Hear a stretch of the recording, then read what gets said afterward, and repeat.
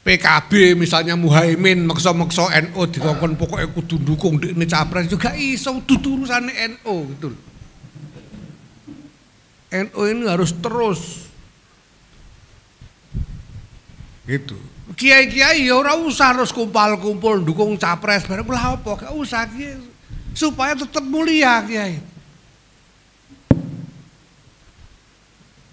Supaya ora dianggap gampang dibongkoki ngono lho. Kiai-kiai. Nek soal jungkir balik pencak ben Tanfidiah ae ngono. Kiai ini ora usah pencak. Kene yo ahli pencak padha ae kok. Gitu. Gitu. Lah nanti ini gimana mau ada pilpres itu gimana? Ya kita lihat aja RSM-nya. Kalau RSM sudah lempar tongkat, lah itu baru gitu. Baru kita jalan. Kalau tongkatnya masih dipegangin tok ya ndak usah dipikirkan gitu. Nanti aja gitu. Gitu ya. Dengan ngaji di sini pulang lalu melaksanakan segala macam wadhifah di lingkungan sampean masing-masing dengan menjadikan masyayikh sebagai pedoman. Sampean kalau ketemu masalah kan mestinya nginget-inget dulu itu Kiai Khalil gimana, dulu Kiai Bisri gimana kan gitu kan. Itu penting sekali itu. Karena itu bagian dari kesinambungan peradaban yang hendak kita perjuangkan. Nah sekarang mari kita tekuni saja itu. Ya nanti urusan rukut-rukut ribut-ribut tunggu saya gitu aja.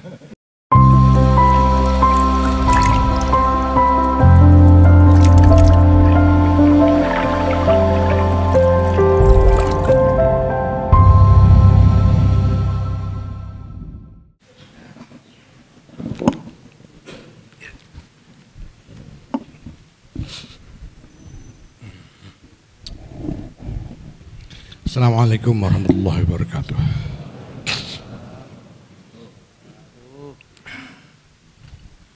Alhamdulillah, syukurlah, salatu wassalamu ala rasulillah Sayyidina Maulana Muhammadin bin Abdillah wa ala alihi wa sahbihi mawala amma ba'd. Bapak, para alumni yang saya hormati, alhamdulillah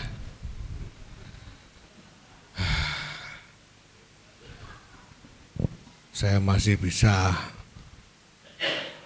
pulang dalam kesempatan call ini sehingga bisa ketemu dengan Bapak sekalian. Saya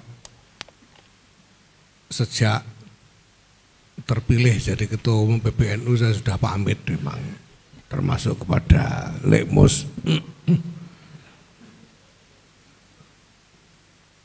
Kalau pamit aja cuti ngiyai saya bilang. Jadi saya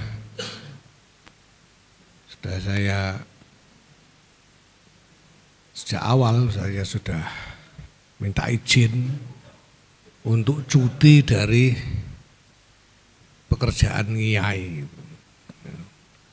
Makanya ndak usah coba-coba ngundang pengajian saya, percuma. Saya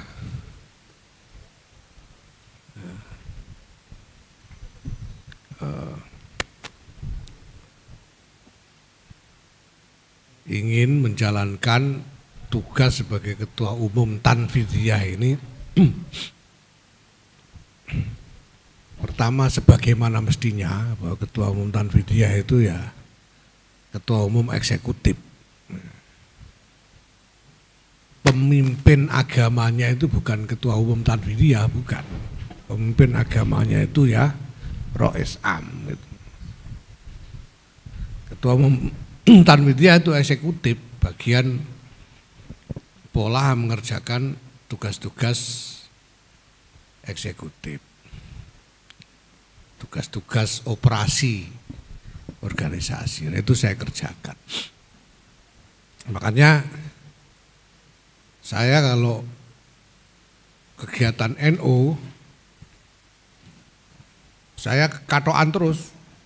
Saya tidak pernah sarungan, kecuali ini tadi gitu, karena tumpuk-tumpuk ini ada pertemuan dengan cabang dan MBC, terpaksa saya sarungan, solan salin nak repot aku, terpaksa tadi sarungan. Biasanya tidak pernah saya sarungan, katoan terus. perlunya itu supaya saya tidak dianggap kiai gitu loh. Kalau katoan itu. Dan itu penting, tidak dianggap kiai itu penting. Ya. Karena pertama, ya di samping ketentuan-ketentuan organisasi yang memang sebetulnya mengharuskan ketua umum itu hanya mengerjakan urusan-urusan tanfidhi, urusan-urusan tanfidhiyah saja, namanya juga istidarah tanfidhiyah. Di samping itu tugas ketua umum itu urusannya dengan banyak orang. Urusannya dengan banyak orang. Padahal kiai itu kedudukan yang seharusnya mulia sekali. Yang tidak boleh dipakai untuk gedubras-gedabrus, itu tidak boleh dipakai untuk jalan ke sana kemari sembarangan, itu tidak boleh kedudukan kiai itu karena terlalu mulia. Makanya saya lebih baik ngambil peran sebagai eksekutif supaya kalau saya ke sana kemari itu pantas. Sekarang ini pantas saya datang ke rumahnya menteri, datang ke kantornya pengusaha, itu pantas ora kiai wae gitu. Nek kiai kan ora pantas, kiai kok sowan menteri kan ora pantas. Ya apapun juga soal hukume iku mbah makruh mbah.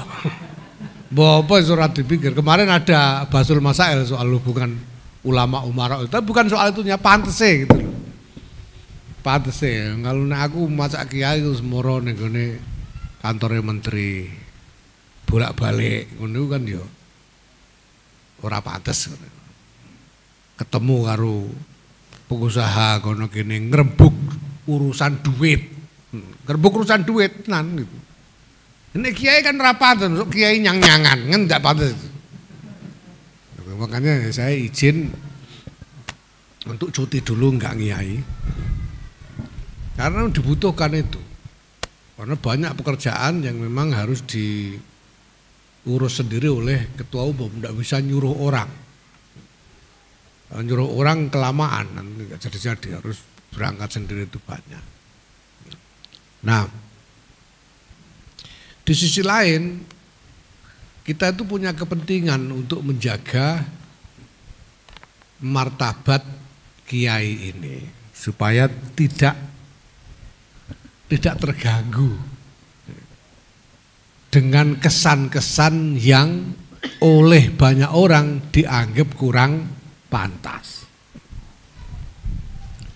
Makanya misalnya Rois Am itu enggak pernah,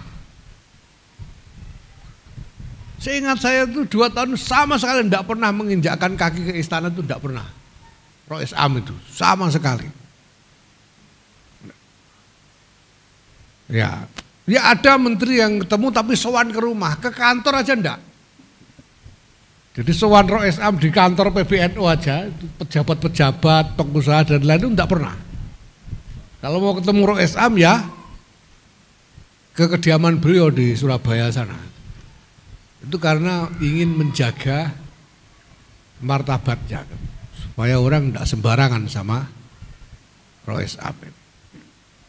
Kalau mau gelut musuh ketua umum aja gitu, jalan sama Rois Am. Ya, nah ini ingin kita kembangkan secara luas. Ya bahkan di dalam banyak hal. Nah gini, cerita dasarnya itu begini. Pokoknya NU ini kita ingin membangkitkan lagi kesadaran bahwa NU ini jamiah yang besar dengan ukuran besar. Jadi menurut survei terakhir itu sekarang sudah 56, sekian % penduduk Indonesia ini mengaku NU. Itu berarti sudah sekitar 150 juta orang yang merasa NU di Indonesia. Ya. Nah, di samping itu juga punya harta yang luar biasa raksasa. Modal peradaban yang luar biasa besar. Maka sasaran-sasaran dari gerakan NU ini adalah sasaran-sasaran besar yang jauh di masa depan. Yaitu sasaran-sasaran yang terkait dengan peradaban umat manusia seluruhnya, bukan cuma Indonesia saja. Tapi menyangkut peradaban umat manusia seluruhnya di masa depan yang jauh. Dan NU ini harus terus bergerak ke sana. Ya. Nah, di antara yang paling mendasar untuk menjalankan peran peradaban ini adalah kedudukan ulama. Ulama itu harus ditempatkan dalam kedudukan yang paling tinggi. Paling tinggi nilainya, paling tinggi martabatnya. Ya, maka ini harus dijaga terus. Nah, selama berjalan ke arah tujuan itu di jalan itu ada macam-macam peristiwa. Ada perang sekarang ini di Ukraina, ya, ada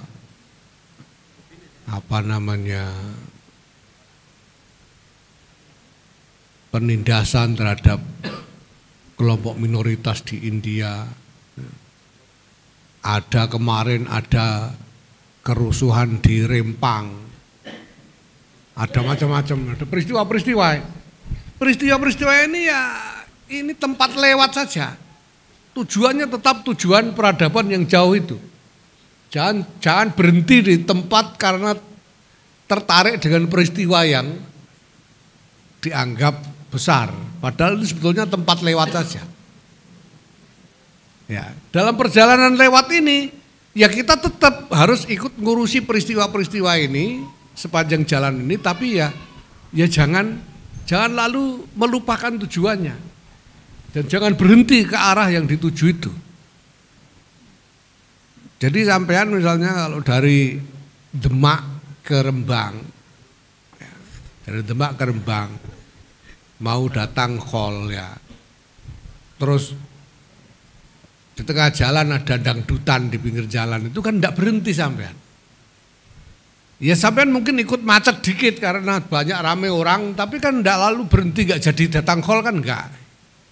Ya kan tetap terus ke sini. Nanti di jalan misalnya ada orang nyegat, Pak minta tolong ini itu, misalnya minta tolong diantar ke rumah sakit. Ya mungkin sampean harus terpaksa harus ngantar ke rumah sakit misalnya. Tapi habis itu ya terus lanjut ke sini kan gitu. Perumpamaannya itu lah. Ya. Maka kita harus fokus pada tujuan peradaban yang jauh ini. Tidak boleh berhenti atau belok gara-gara ada peristiwa-peristiwa ini. Termasuk peristiwa Pilpres. Ya. Jadi kalau sampai petentang urusan itu seolah-olah dunia fana ini tidak ada segala sesuatunya ya harus diabdikan pada urusan itu ya repot sampean. Gak sido NU.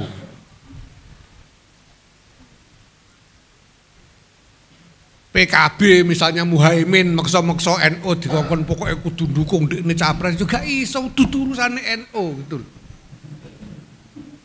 NU ini harus terus gitu. Kiai-kiai ya ora usah harus kumpul-kumpul dukung capres bareng lha apa gak usah kiai supaya tetap mulia kiai. Supaya ora dianggap gampang dibongkoki ngono lho. Kiai-kiai. Nek soal jungkir balik pencak bentan video ae ngono.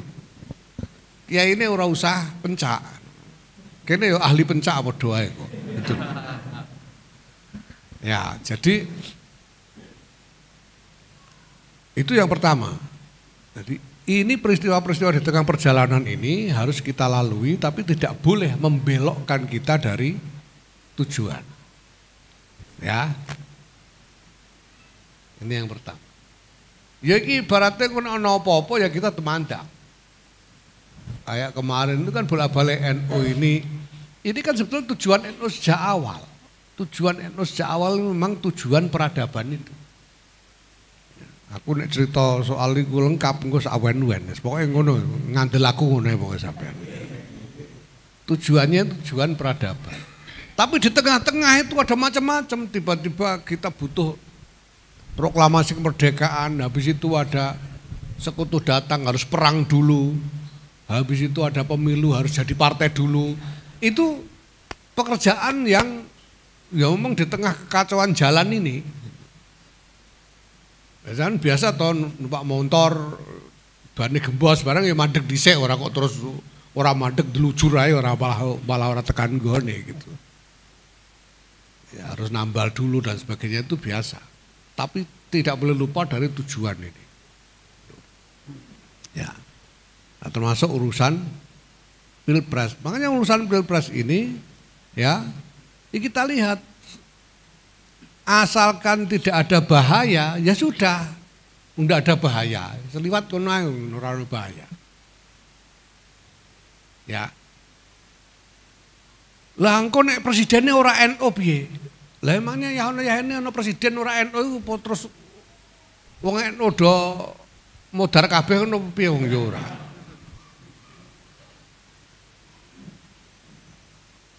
Bahkan kadang-kadang sampean itu enggak ngerti.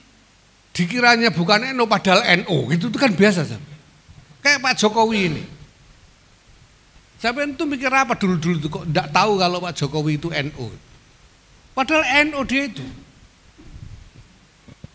Karuan NU saya saksinya gitu. Ada banyak sekali ikhtiar-ikhtiar Pak Jokowi untuk NU. Sampai kok enggak nganggep NU itu gimana? Jadi tidak usah dipikir NU dan NU, yang penting manfaat, maslahat untuk bangsa dan negara. Kalau bangsa negara ini maslahat, NU mesti maslahat, mesti maslahat. Gitu. Lah golek presiden, pokoknya sing kira-kira mumpuni, sing mumpuni. Pertama-tama ya sing mumpuni. Orang angger golek NU, mosok sampean namung wis pokoke kudu NU, bajingan-bajingan lah anggere NU, mosok ngono kan ya ora. Iya toh? Jadi sing penting sing mumpuni. Itu yang pertama. Sing pancene karuan potongan iso nglakoni kan. Lah potongan iso nglakoni iku kan ora mok pinter guneman tok. Ora mok pinter ngomong tok, kudu ana buktine. Orang itu kan punya bukti sepanjang perjalanan karirnya, perjalanan hidupnya itu kan ada bukti. Itu yang dilihat. Gitu. Nah, kalau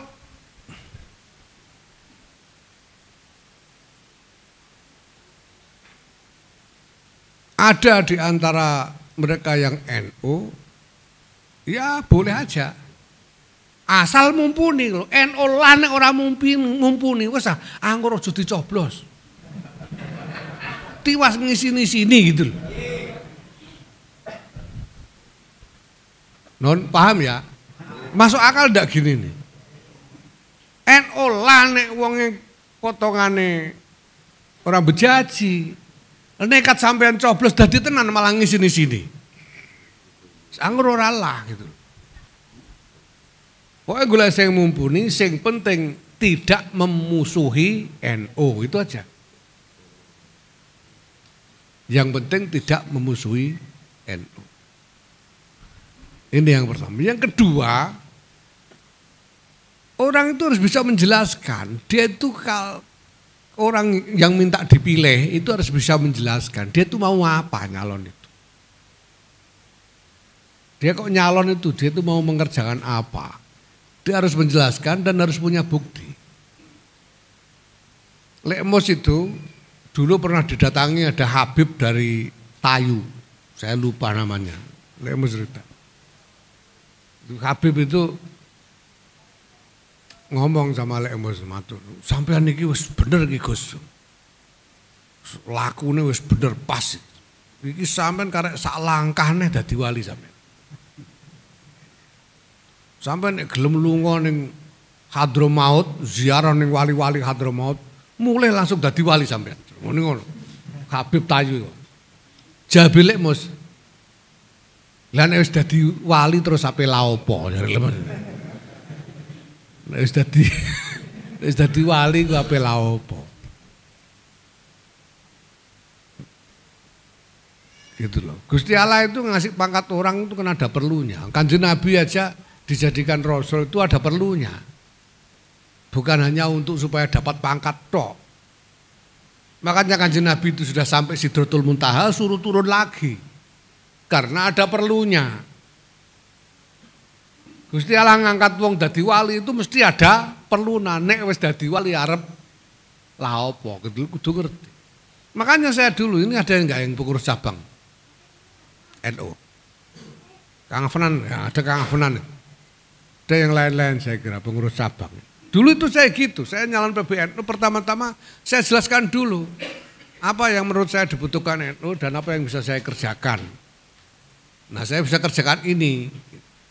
Kalau mau ya mari pilih saya jadikan saya ketua umum nanti saya kerjakan. Nah itu sekarang yang saya kerjakan. Jadi kita ini butuh orang-orang yang bukan cuma orang-orang yang mencari mukti, cor-cor Jawa itu mukti.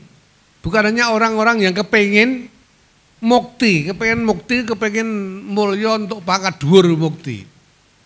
Kita butuh orang yang memang punya pikiran untuk ngabekti. Untuk mengabdi, dia itu mau melakukan apa. Nah itu yang penting dipikirkan. Nah ini memang tidak mudah, tapi ya kita tidak bisa berpikir dengan cara itu. Gitu. Nah, kalau nanti yang jadi orang yang berbahaya gimana ya? Ya memang harus kita halangi. Kalau ada calon yang berbahaya untuk bangsa dan negara, ya harus kita halangi. Itu. Nah sekarang ini ada apa enggak? Ah, itu tanya Nurkholis Ngawen itu mana? Sudah tak kasih tahu Nurkholis itu Ngawen. Tanya. Itu. Kalau enggak ya. Nah terus baiknya milih yang mana? Ya sampai terserah mau milih yang mana. Nah kalau sampean judek enggak bisa memutuskan, mau nanya saya, nanti wong belum ada jelas calonnya kok. Nah, nanti kalau sudah jelas nanya saya jawab ya. Sekarang enggak bisa gitu. Belum jelas ya. Itu aja. Makanya kemarin Rois Am bilang pokoknya pertama jangan tergesa-gesa, tunggu. Wong KPU belum mengumumkan calon kok. Sudah ribut-ribut dukung, tiwas didukung ora dadi calon kan kisinan sampai. Itu yang pertama. Yang kedua, jangan buka lapak sendiri-sendiri. Maksudnya apa? Kiai-kiai ku mbok eling martabate. Kiai-kiai iki lho. Digirang-giring dibongkoki. Dikon muni hidup manut ae. Itu yang namanya buka lapak sendiri-sendiri. Ndak usah begitu kiai-kiai itu. Engko budak waliyadzubillah tewas kisinan, sudah. Ora usah ngongkok-ngongkok. Kalau sampean memang kiai beneran punya santri, sampean ngandani santri sambil pulang yo iso kok. Lah apa kok kumpul ngantek ngono iku. Iya toh? Ndak usah begitu, kecuali ada hal yang genting, yang rawan. Kayak dulu NU ngadepin datangnya sekutu, keluar resolusi jihad. Kumpul, NU ngadepi PKI kumpul, kiai-kiainya kumpul. Lah itu pantas kalau ada ancaman. Kalau enggak ya. sebaiknya ndak usah. Itu maksudnya Roh Islam itu begitu. Lah nanti kalau kira-kira memang harus melakukan sesuatu beneran, ya jangan khawatir, ndak kalau tinggal diam. Kalau memang ada yang harus harus disampaikan, harus diinstruksikan, itu pasti instruksi. Masa tanggung jawab peradaban itu melingkupi segala sesuatu kok. Kita ini kan cuma jaga supaya tidak belak-belok. Nah, kalau ada yang penting pasti akan disampaikan. Gitu. Nah, ada satu hal yang saya kira yang perlu saya ingatkan ya. Dulu itu ini riwayat dari Kiai As'ad Syamsul Arifin sendiri. Kiai As'ad itu kan diperintah Kiai Khalil Bangkalan untuk mengantarkan tongkat kepada Hadratus Syekh Kiai Hasyim Asy'ari. Itu membawa tongkat sambil disangoni ayat. Ayatnya itu ayat tentang Nabi Musa itu. Wa ma tilka biyaminika ya Musa. Qala hiya asai atawakkau 'alaiha wa ahussu biha 'ala ghanami wa liya fiha ma'aribu ukhra. Qala alqiha ya Musa fa alqaha fa idza hiya hayyatun tas'a. Qala khudha la takhaf sanu'iduha siratahal ula. Itu ayatnya.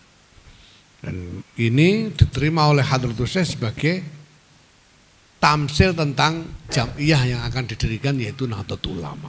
Nahdlatul Ulama itu seperti tongkatnya Nabi Musa yang bisa dipakai untuk jagangan kalau berdiri atau berjalan, pakai untuk bertelekan, tawakkau 'alaiha, dipakai untuk mencarikan makanan bagi gembalanya. Jadi untuk mencarikan jalan kesejahteraan bagi gembalanya. Ahussu biha 'ala ghanami. Dan ada kegunaan-kegunaan yang lain. Tapi Allah Subhanahu wa taala menambahkan mukjizat pada tongkat itu sehingga kalau dilempar bisa jadi ular. Ular ini nanti yang akan memakan segala macam yang mengancam. Ular dari tongkat ini mengancam ular-ular palsu yang lain itu. Nah, NU ini juga begitu. Nanti kalau diperlukan melempar tongkatnya jadi ular, makan semua yang lain gitu. Habisi semua yang lain gitu. Ya, itu NU. Nah, yang penting kemudian tongkat itu kalau dipegang lagi, ular itu kalau dipegang lagi bisa jadi tongkat lagi, kan gitu janjinya. Ya, maka masalah yang harus kita pikirkan gimana caranya tongkat ini kalau sudah dilempar jadi ular itu dipegang lagi mau, bukannya lari gitu. Supaya bisa balik jadi tongkat lagi gitu. Gitu, paham? Jadi kalau tongkat dilempar udah jadi ular, mau dipegang malah lari kan cilaka kita.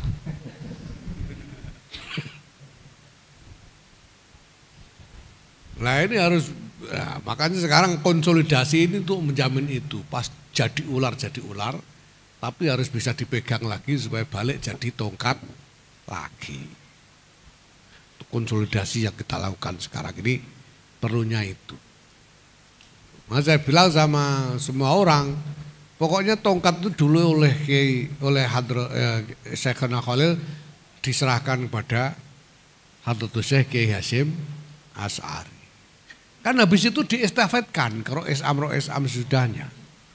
Dari Kiai Hasyim ke Kiai Wahab ke Bisri, dari Kiai Bisri ke Kiai Ali Maksum, dari Kiai Ali Maksum ke Kiai Ahmad Siddiq, Kiai Ahmad Siddiq ke Kiai Ali Yafi, Kiai Ali Yafi ke Kiai Ilyas Ruqyat, Kiai Ilyas Ruqyat ke Kiai Sahal Mahfud, Kiai Sahal Mahfud ke Kiai Mustafa Bisri, Kiai Mustafa Bisri, Kiai Ma'ruf Amin, sekarang dipegang Kiai Miftahul Ahyar. Gitu. Lah nanti ini gimana, mau ada pilpres itu gimana? Ya kita lihat aja RSM-nya. Kalau RSM sudah lempar tongkat, lah itu baru gitu. Baru kita jalan. Kalau tongkatnya masih dipegangin tok, ya ndak usah dipikirkan. Gitu. Nanti aja. Gitu ya, paham ya? Gitu. Yang penting jangan jangan ikut yang membawa bahaya. Ya, jangan ikut yang membawa bahaya siapa? Tanya Nurkholis ngapain yang tak kasih tahu dia, ya. Itu aja sudah. Ngerau Nurkholis ngerau. Tanya dia. Saya kira itu, dan selebihnya ini adalah ya, tugas kita pokoknya melanjutkan wadifah yang selama ini kita lakukan, yang kita warisi dari guru-guru kita, ya. Karena ini semua pekerjaan-pekerjaan penting. Dengan ngaji di sini, pulang lalu melaksanakan segala macam wadifah di lingkungan sampean masing-masing dengan menjadikan masyayikh sebagai pedoman. Sampai kalau ketemu masalah kan mestinya nginget-inget dulu itu Kiai Khalil gimana, dulu Kiai Bisri gimana kan gitu kan. Itu penting sekali itu. Karena itu bagian dari kesinambungan peradaban yang hendak kita perjuangkan. Nah sekarang mari kita tekuni saja itu. Ya nanti urusan rukut-rukut ribut-ribut tunggu saya gitu aja. Ya. Gitu ya, mufakat ya. Terima kasih. Wallahul muwaffiq ila aqwamit thoriq. Wassalamualaikum warahmatullahi wabarakatuh.